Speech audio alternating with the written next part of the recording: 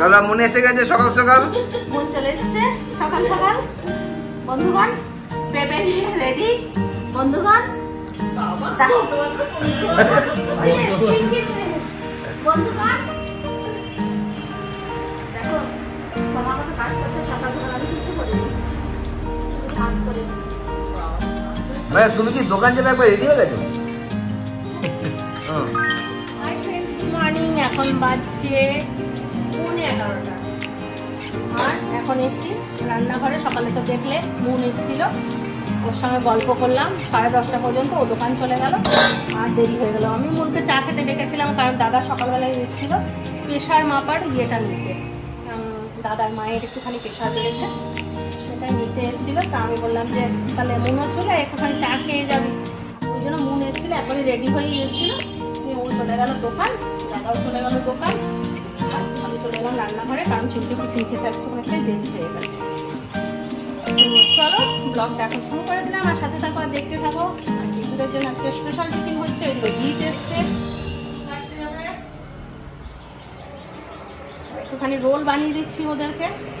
Paper নেই দেবো, paper নিয়ে আসছি। তাহলে সবাই সাথে থাকো আর দেখতে থাকো, আশা করছি ব্লগটা ভালো লাগবে। আমি এদেরকে রোলটা বানিয়ে দিই।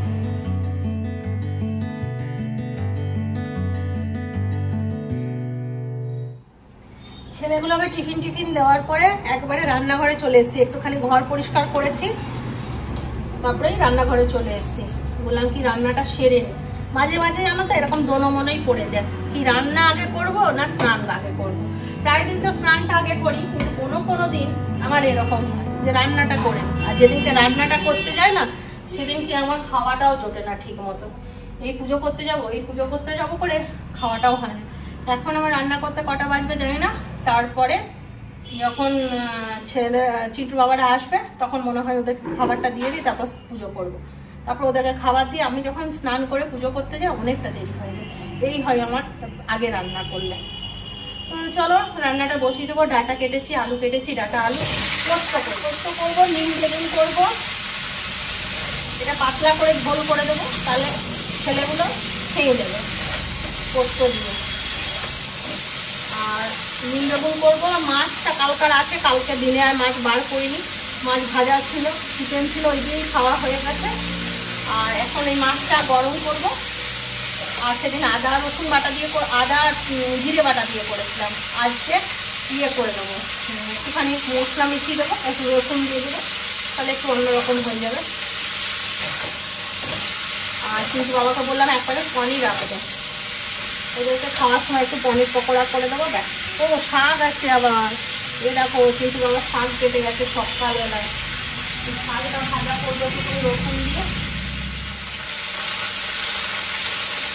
দেখো কিন্তু বাবা রসুন আনে এইরকম, লোকগুলোকে দিয়ে দেবে, বলবে দিয়ে দেওয়ার জন্য, আর ওকে এরকম রসুন দিয়ে দেয়। এই একবার শুক্রবারে ঝগড়া হলো যে তুমি কেন নিজে বেছে রসুন নাও না। প্রত্যেকটা রসুন এইরকম থাকে, ওর 2-4টে বেরোবে, বাকি সব এরকম শুকনো পোকা লাগা। কি অবস্থা দেখো, পয়সা দিয়ে কিনে আনে, কিভাবে ঠকে আসে লোকের কাছে। আমার রাগ ধরে যায়। দুটো মিক্সি বাটিতে দুটো বাটলাম, মানে তাড়াহুড়ো আছে। একটা ঢেলে যে আরেকটা করবো তা না। এটাতে আদা রসুন বাটলাম, এটাতে পোস্ত বাটলাম।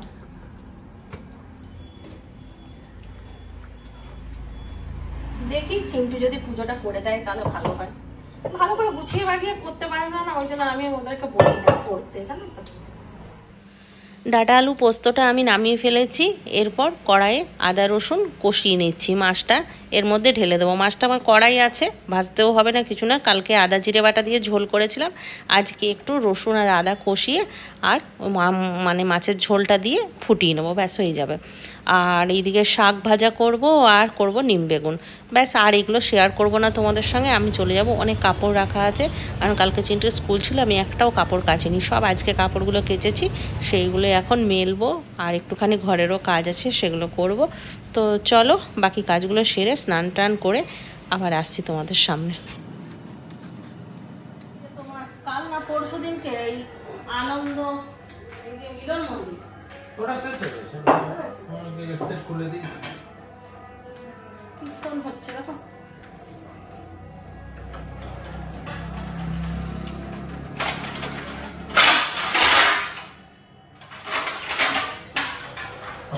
হবে এবার মাহাতা চন্ডী মাহাতা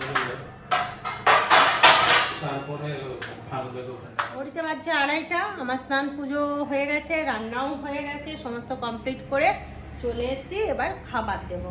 এইদিকে চিন্টু বাবা বসে আছে, দেখো টিভি চালিয়েছিল, টিভি আবার বন্ধ করালাম। আমি বললাম প্রত্যেকদিন এসে বলি এই টিভিটা বন্ধ করো, আর প্রত্যেকদিন বলতে ভালো লাগে, বলো একই কথা, ওই জন্য আজকে বললাম বন্ধ করে দেওয়া। ঠিক আমি ক্যামেরা অন করবো তখন এসে টিভিটা অন করবে। আমি পুজো করছিলাম ততক্ষণ ওই ঘরটায় বসে শুয়ে ফোন দেখছিল, আর যেই আমি এলাম ওরকম এসে টিভিটা চালিয়ে দিল। না হয় আমার ভিডিও শেষ করার পরে তুমি চালাবে, আর না হলে আগেই চালিয়ে বসে থাকবে, ঘুমাবেও না। সকালবেলা মর্নিং ওয়াক করছে। আর রসুনগুলো তো পচা পচা আনো কেন? হ্যাঁ রসুন এখন এরকমই আসছে বাজারে, ওই রকমই বাজারে আসছে। তোমরা কি রসুন কেনো না? তোমরা যদি রসুন কেনো তাহলে একবার বলে দিও তো চিন্টুর বাবাকে কমেন্ট করে, যে না দাদা ওরকম রসুন আসে না, রসুন ভালো আসে, আপনাকে যে ঠকায় না তার দিন চলে না। নিজে একটা বিজনেসম্যান হয়ে কিভাবে ঠকে যায় কে জানে। আসলে কি খুব কুড়ে, বাঁচবো না। থলিটা দিয়ে দিল সবাইকে, এইটা দিয়ে দিও, ওটা দিয়ে দিও, আর নিজে ঘুরে বেড়াবে, কোথায় কি আছে দেখে বেড়াবে, তাই না? হ্যাঁ শুধু রসুনই এনেছে, রসুন আনো, আদা আনো, তো রসুনগুলো ওরকম পোকা খাওয়া আনতে হবে। বড় বড় কোয়া থাকলে বাঁচতেও ভালো লাগে, বাটতেও ভালো লাগে, সবকিছুই ভালো লাগে, মানে থেতো করতেও ভালো লাগে কোনো কিছুতে। আর ওই পোকা রসুন দেখলে না কেমন গুঁড়ো গুঁড়ো গুঁড়ো গুঁড়ো পড়তে থাকে। কি আর বলবো বলো, কোনো কথাই নাই, মানে ঝগড়া করেও শান্তি নেই, আর কিছু দোষ ধরিও শান্তি নেই, চুপচাপ। ভগবান সত্যি একটা মানুষ বানিয়েছে, একদম গিফট আইটেম। যে এখানে আছে নিম বেগুন, এখানে আছে শাক ভাজা, এইখানে আছে মাছের ঝোল, আর এখানে কি আছে, এখানে একটুখানি সকালে পেঁয়াজ কুচি করেছিলাম রোল বানানোর জন্য, সেই পেঁয়াজ কুচি আছে, রিন্টুর জন্য একটু আলু ভাজা আছে, আর পনির এনেছ, আর এখানে আছে পোস্ত, ডাটা আলু পোস্ত। রাতে করে দেবো পনির, এখন আর করবো না, থাকবে।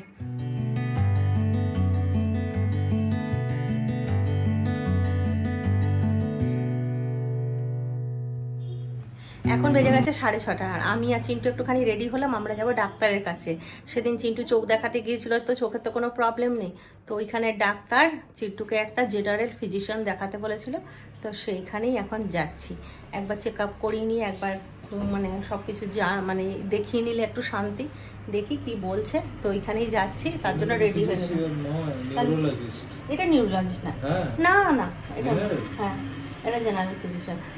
নিউরোলজিস্ট আসবে বললো কবে, বাবা বলছিল রবিবারে আসবে তারা মাতে, তা আমি বললাম অত দেরি করার দরকার নেই, কারণ ওর আবার পরীক্ষা আছে, তো ওই জন্য বললাম যে জেনারেল ফিজিশিয়ান যখন বলেছে জেনারেল ফিজিশিয়ানকেই দেখিয়ে দেওয়া ভালো। তাও আমি জানি না ঠিক মতো, কারণ আমি বহুত ভুলভাল কথা বলি, হয়তো পরে যখন জানলাম তখন হলো চিন্টুই ঠিক আর আমি ভুল। দুপুরবেলা একটু ঘুমায়ও নি, ভিডিও এডিটিং করছিলাম আমি আর চিন্টু মিলে, তো কি বলে ভিডিও এডিটিংটা পুরো কমপ্লিট হলো না। কালকে যে আমরা চিন্টু গিয়েছিল কেমিস্ট্রি পরীক্ষা দিতে, তো সেই ভিডিওটা এডিটিং করছিলাম কিন্তু কমপ্লিট করতে পারলাম না। এখন 6:30টার সময় ডাক্তার ওখানে যেতে হবে, তাই রেডি হয়ে গেছিলাম। আমি চিন্টুকে বললাম তুই যা, আজকে আর আমি যাচ্ছি না, তো বলছে যে না মা তুমি চলো, তো আবার রেডি হয়ে গেছি, রিন্টুকে ঘরে রেখে দিলাম, আর চলো আগে ডাক্তারটা দেখিয়ে আসি।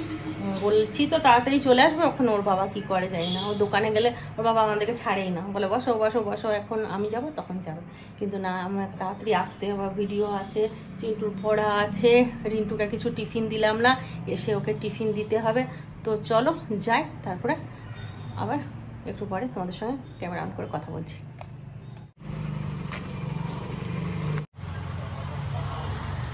বসে যা,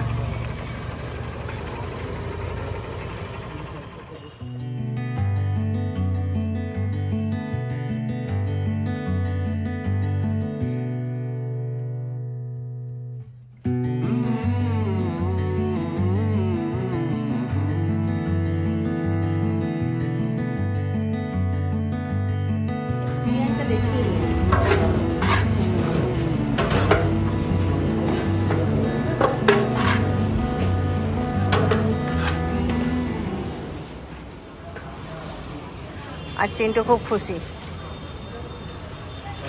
তাই না? আর বাড়ি গিয়ে বলছি যে কি বললো ডাক্তার, ওইটাই তো, কিছু হয়নি সেটা গিয়ে বলবো। তুই কেন বললি এখন? আমি বলতাম, কেন বললি? এই ভাইয়ের জন্য আমরা টোটো ধরে বাড়ি, আজকে চিন্টুর বাবাকে রেখে দিয়েছি একা, বলছিল বসার জন্য, এখন আমরা রিন্টুর জন্য খাবার নেব, ওই জন্য চলে এসেছি বাড়ি। এতক্ষণ এডিটিং করছিলাম, 10:30 বেজে গেল, এই মাত্র ভিডিও পোস্ট করে এবার আমরা খেতে বসবো। তার আগে জানিয়ে দিই ডাক্তার কি বললো।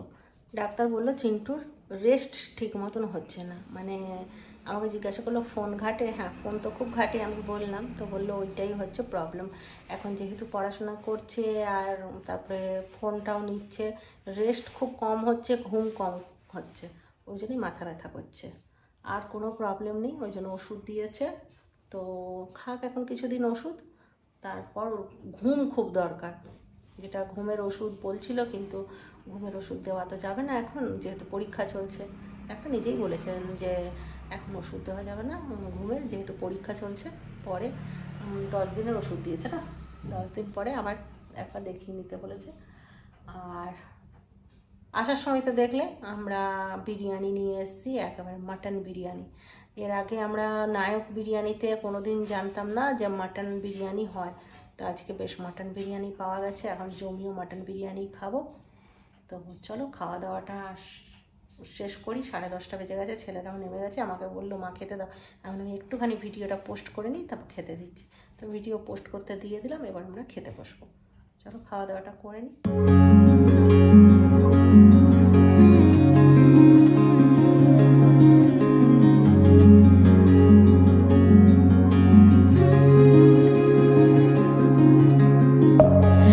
Within, here we go, but somehow I'm caught in the middle. Is this the end before we've even begun?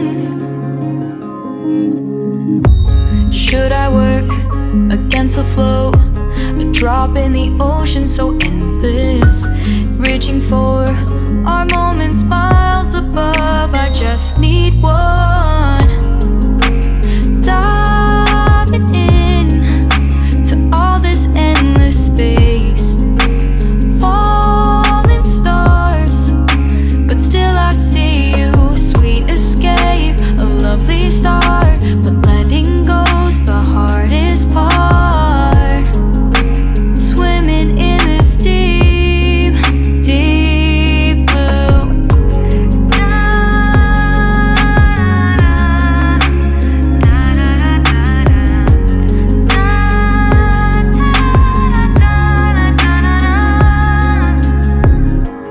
Hold my breath, looking up, life moves in ways that keeps changing, catch a glimpse of what was you and me, it's gone again, sinking in, back on the shore, one foot in front of the other, close my eyes and feel you hold my hand just like you used to back then. These hopes dance high like sparks before they go out, but in that second you're still mine,